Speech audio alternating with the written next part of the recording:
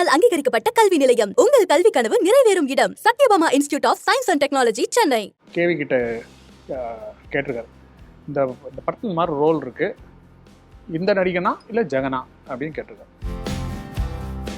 நான் வந்து அவரை குருவாக தான் பார்த்தேன். ஓகே, அவரோட நினைப்பு வராத நாளே இல்லைன்னு ஏதோ ஒரு கட்டத்தில் அவர் வந்து ஒரு நடிகை இந்த வேஷம் போட்டு வரனா வரல, அவர் அந்த கேரக்டராகவே அந்த கேரக்டர் அந்த ஆளாவே வந்திருக்காரு.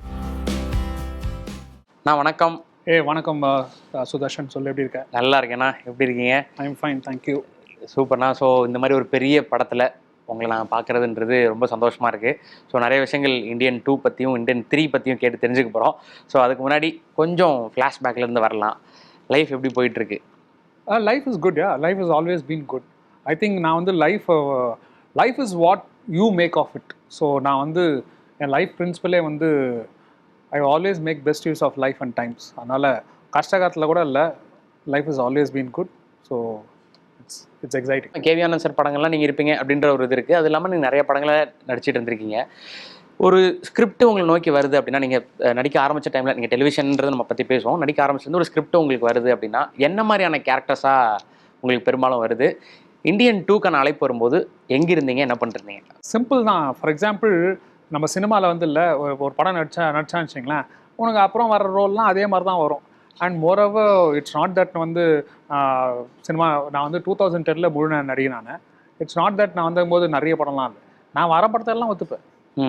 அவங்க தான் அப்புறம் ஒரு கட்டத்தில் வானான்னு சொல்லிட்டு போயிடும். என்னென்ன சொல்கிறீங்க? ஆமாம், ஒரு 5 படம் வந்தால் ஒரு 4 படம் எனக்கு வரும். ஒரு சில படம் I will never say no to any movie. இது வரைக்கும் இது I will never say as long as உனக்கு வந்து சிம்பிள் ஃபர்ஸ்ட் ஃபோன் கால்லே தெரிஞ்சு அந்த படம் நடக்குமா இல்லையா அப்படின்றது ஈஸியாக தெரிஞ்சிடும். ஓகே சிம்பிள் வந்து டேரக்டர் பார்க்கணும் அப்படின்னு சொன்னாவே அப்படி போய் பார்த்தோன்னா அந்த படம் நடக்கும். ஏதோ ஒரு மேனேஜர் ஃபோன் பண்ணி பட்ஜெட் எவ்வளோன்னு கேட்டாங்க வச்சுக்கேன், அந்த படம் நடக்காது. ஸோ இட் மீன்ஸ் அந்த பட்ஜெட்டுக்காக நடிகரை எதிர்பார்க்குறாங்க, நடிகர் வேணும்னு. ஸோ அந்த அந்த படம் நடக்கவே இல்லை. செகண்ட் ஃபோன் கால் கூட போகாது. ஓகே, அதனால இல்லை.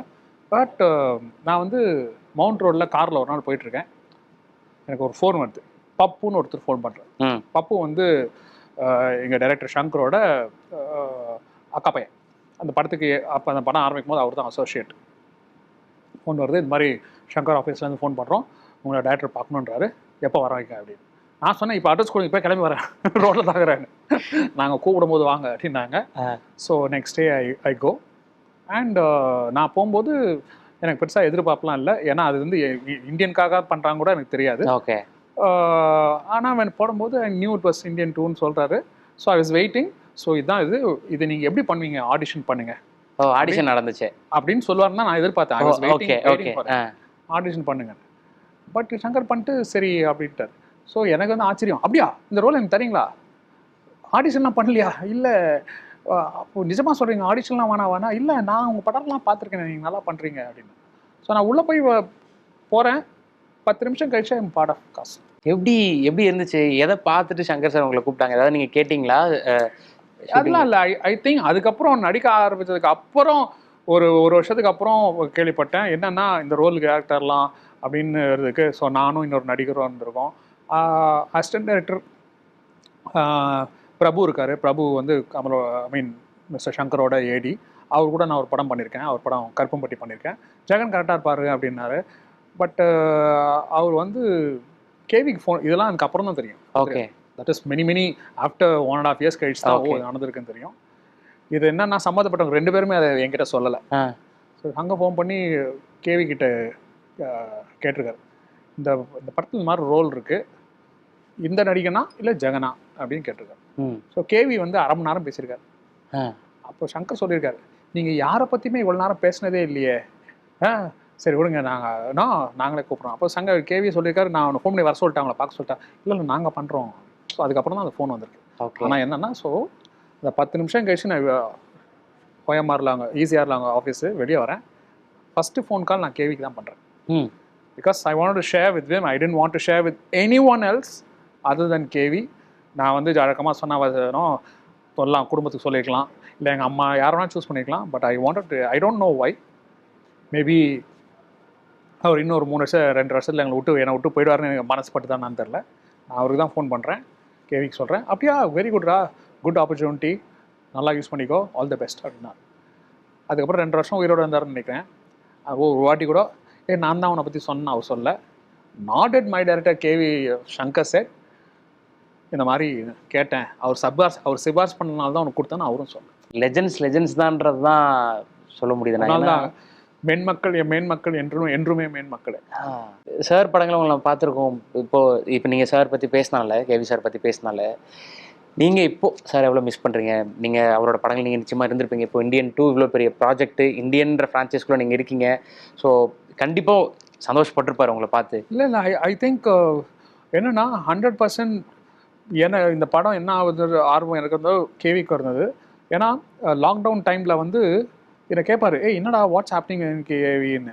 நான் சொன்னேன், நான் வந்து நடிகன், டைரக்டர் வந்து உங்களோட நண்பர், நீங்கள் அவரை ஃபோன் பண்ணி அவரை நீங்கள் கேட்டு சொல்லுங்கள், நான் ஆர்வமாக இருக்கேன்னு. இல்லை அதாவது ஃபோன் பண்ணால் எதனா ஹெல்ப் பண்ணுற மாதிரி கேட்கணும், இல்லைங்க நான் அதை பண்ணுறேன்னு. சும்மா ஃபோன் பண்ணி அவர் கேட்கறதுல என்ன இருக்குது? அது தேவையில்லாமல் அவங்களை கஷ்டப்படுத்த மாதிரி இருக்கும். அதனால அவர்லாம் அந்த அளவுக்கு இங்கே தான் பார்க்குறவர். ஓகே அதனால் ஸோ இந்த படம் வந்ததுன்னு வச்சுக்கேன், you would have been very happy to see this. But உண்மை என்னென்னா நம்மளை சுற்றி நிறைய பேர் இருப்பாங்க, ஆனால் அவங்களாம் எவ்வளோ நமக்கு முக்கியம் அப்படின்றது அவங்க இருக்கும்போது தெரியாது, அவங்க போன பிறகு தான் தெரியும். நான் வந்து இது வந்து ரொம்ப சின்ன வயசுலேயே உணர்ந்தவன். அதனால் நான் வந்து என்னை சுற்றி இருக்கவங்களோட அருமை பெருமை வந்து ரொம்ப தெரிஞ்சு நான் வந்து நான்லாம் கேவி இருந்தபோது அவரெல்லாம் வந்து கொண்டாடிட்டு இருந்தேன். ஐநோ அவர் மேலே நான் வந்து அவரை குருவாக தான் பார்த்தேன். ஓகே, அவர் என்னை எப்படி பார்த்தான்னு கூட எனக்கு தெரியாது. நான் அவரை குருவாக தான், அவரை நான் ஃப்ரெண்டு மாதிரிலாம் ட்ரீட் பண்ணல. ஸோ அதனால் எனக்கு ஒரு பெரிய எதுவாக இருந்தாலும் அவர்கிட்ட முதல்ல சொல்லுவேன். என் ஃபேமிலி ஃபங்க்ஷன் எல்லாத்துக்கும் அவரை கூப்பிட்ருக்கேன். ஐபிஎல்ல சென்னை மேட்ச் எல்லாமே எங்கள் வீட்டில் வந்து பார்ப்பாரு. அண்ட் அவருக்கு எதை பிடிக்கும்னு எனக்கு தெரியும். இன்ஃபேக்ட் நான் என்னோடய முதல் ட்ரிப் வாரணாசி போகும்போது நான் ஊருக்கு போயிட்டு என்னை விட்டு போயிட்டே அப்படின்னாரு. அடுத்த நாள் கிளம்பி 6 நாள் என் கூட இருந்தார். அந்த இடத்துல நான் தான் டேரக்டர், நான் எங்கெல்லாம் கூட்டு போகணும்னு நடந்து வந்தார். எல்லாம் நான் சொன்னேன், உங்கள் இஷ்டம், நீங்கள் வேணால் போகலாம், நீ இங்கே போறியா நாங்கள் வரேன்னாரு. ஸோ அந்த மாதிரி இருந்தார். அதனால் ஐ திங்க் திஸ் ஏப்ரல் முடிஞ்சது. It will be 3 years since I lost him. But இந்த 3 வருஷத்தில் அவரோட நினைப்பு வராத நாளே இல்லைன்னு. ஏதோ ஒரு கட்டத்தில் நீ கேட்ட ஓகே, இல்லைன்னா நான் யாருக்குன்னா வந்து கேவி பற்றி சொல்லியிருப்பேன். ஓகே, ஏற்கனவே 2 வாட்டி 2 பேருக்குள்ள வந்துச்சு. அது ஆட்டோமேட்டிக்காக லைக் எங்கள் உலகநாயகன் வந்து தெரியும்ல, அவர் கூட பழகணும்னு சொல்லுவாங்க.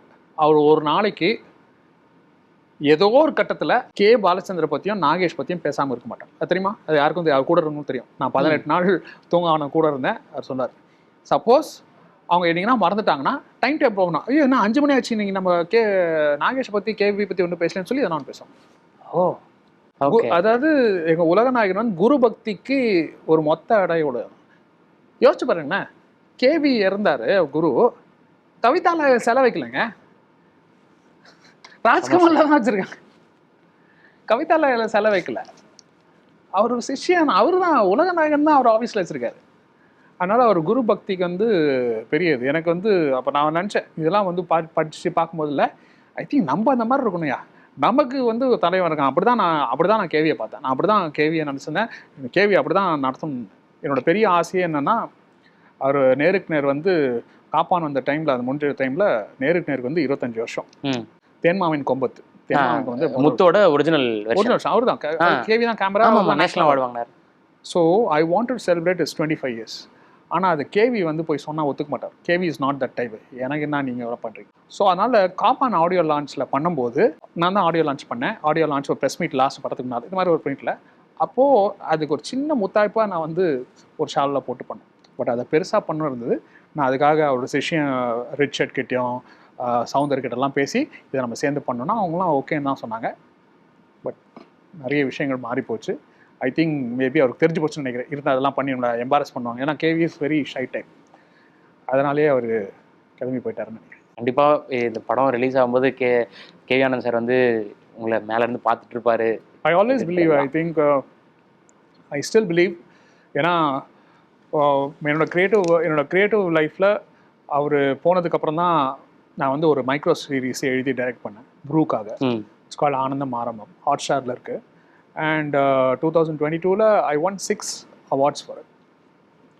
அண்ட் இட்ஸ் மை என்னோட writing and my direction whatever நான் சினிமாவில் கற்றுக்கினது நான் பார்த்து ஏற்கனவே நின்று என்னை பார்த்து நான் கற்றுக்கின கேவி ஆனந்த் பாலமானோ லிங்குசாமி அறிவழகன் மானோ பரத் பாலா இவங்கெல்லாம் பார்த்து நான் சினிமாவில் பார்த்து கற்றுக்கினதை ஒர்க் பண்ணேன்.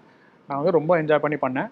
அதெல்லாம் கேவி பார்த்துருந்தாருன்னா அவருக்கு அவர் பெருமன்றவர் அவர் கொஞ்சம் ஆச்சரியம் போட்டிருப்பார்.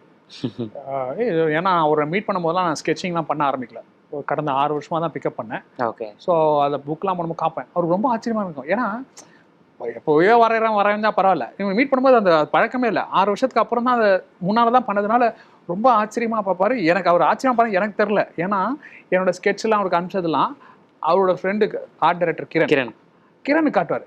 அப்போ கிரண் சொன்னா போல, ஏய் உன்னை அனுப்பலாம் கேவி காட்டுறாருடா, எனக்கு செம்மையாக இருக்கு, என்கிட்ட நல்லா இருக்குன்னு தான் சொல்லுவார். பட் ஆனால் இப்போ ஜெகன் பண்ணியிருக்கான்னு காட்டுவார். அதனால ஐ don't no, sometimes I think maybe இப்போ நான் உட்காந்து யோசிச்சு பார்க்குறேன், இப்போ கேவி இருந்திருந்தா நம்ம இவ்வளோ யோசிச்சிருப்பான், இவ்வளோ அவரை நினச்சிருப்பான். ஓகே, இல்லை போன நாள் தான் நினைப்பு இருந்திருக்குதா, இது வந்து ஒரு இனம் புரியாது தான். பட் ஆனால் it's not a single day. ஒரு 10 வருஷத்துக்கு மேலே என்னோட தங்கச்சி ஒரு அகால மரணத்தில் இறந்து போயிட்டாங்க. I came out of 2 years.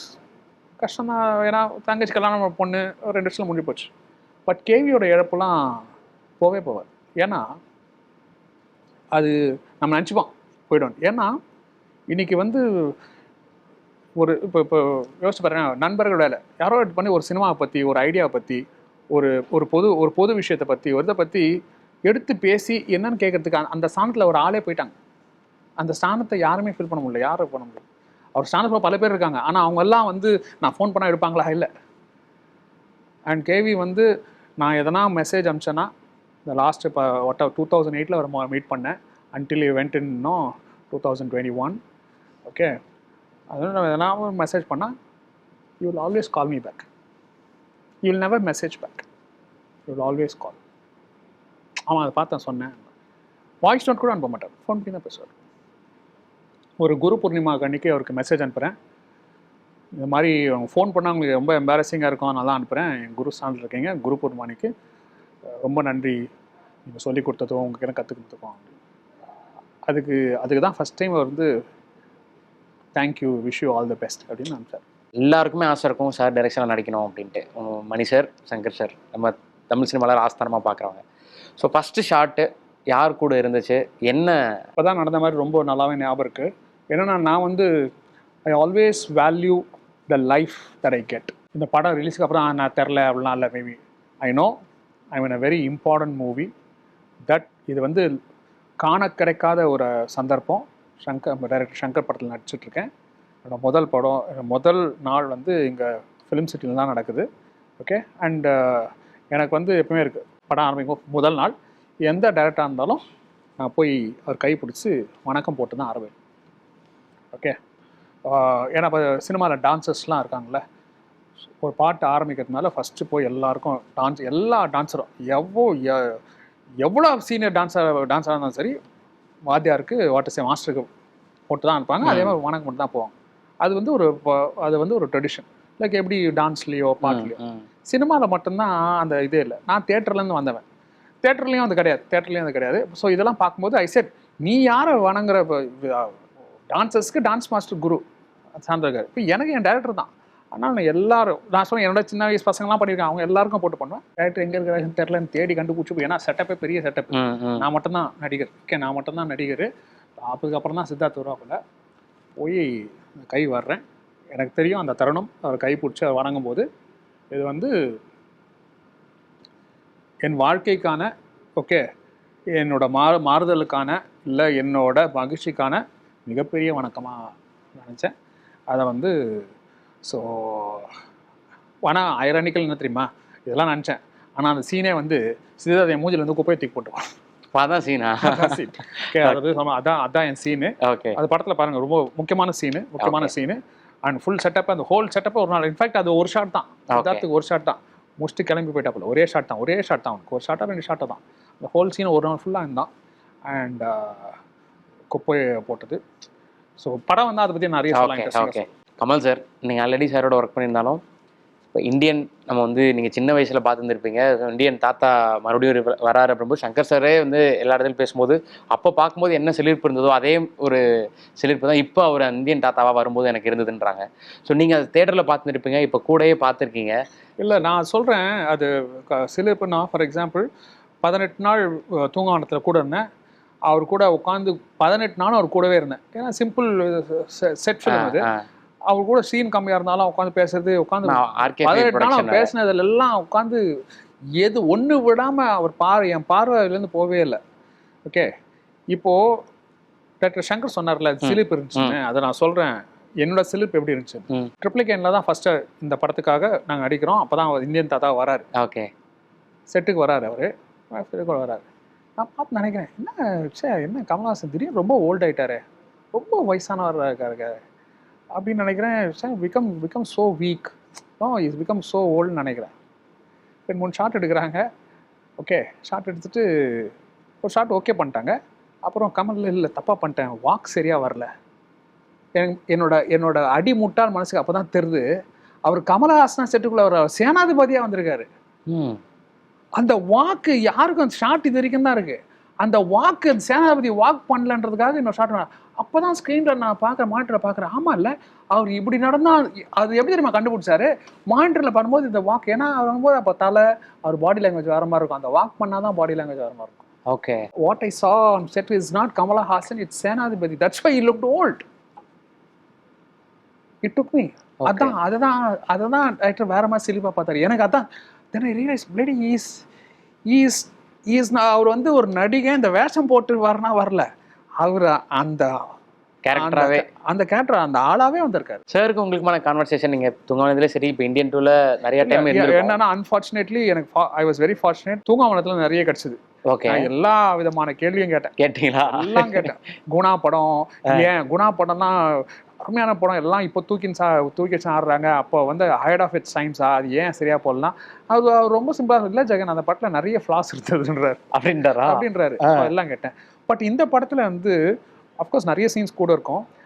But it's very difficult movie. The setup is big and அவர் ஃபுல்லாக ப்ராஸ்தட்டிக்ல இருக்காரு. ஸோ இது மாதிரி உட்காந்து பேச முடியாது. கரெக்ட். ஈ கம்ஸ், நாங்கள் போகிறதுக்கு 5 மணி நேரத்துக்கு மேலே ஸ்பாட்டுக்கு வரணும். நாங்கள் போய் எல்லாம் செட் பண்ணி 1 மணி நேரம் கழிச்சு தான் வருவார். Because it means we have to be ready. உள்ளே வந்தாலும் ஷார்ட் ஆரம்பிக்கணும். So there is no hanging around time. Okay, அதனால் இந்த படத்தில் கிடைக்கல.